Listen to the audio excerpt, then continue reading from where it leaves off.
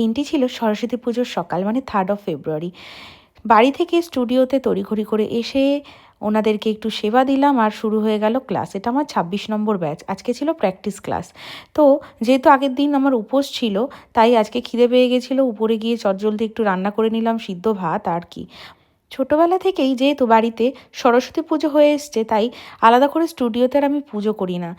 খাওয়া দাওয়া সেরেই শুরু হয়ে গেল আবার হ্যান্ডস অন প্র্যাকটিসের ক্লাস। আমি প্রত্যেকটা স্টুডেন্টের কাছে কাছে গিয়ে এভাবেই হাতে ধরে শিখিয়ে থাকি, কারণ আমি মনে করি হাতে ধরে না শেখালে হয়তো আমার শেখানোটা কমপ্লিট হয় না। তো তোমরাও যারা অ্যাডমিশন নিতে যাও চটজলদি কিন্তু ভর্তি হয়ে যাও।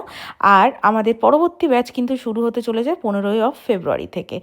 ক্যামেরার ওপর থেকে সত্যি আমাদের জীবনটা সুন্দর বলে মনে হলো, ততটাই থাকে স্ট্রাগেল। আর এরপর শুরু হয়ে গেল ব্রাইডাল মেকআপ, মানে আমার স্টুডেন্ট আলকার এই দিন ছিল বিয়ে, তারপর ওকে সাজিয়ে স্যাটিসফাইড করে রাতের ট্রেন ধরে আবার বাড়ি ফিরলাম। টাটা।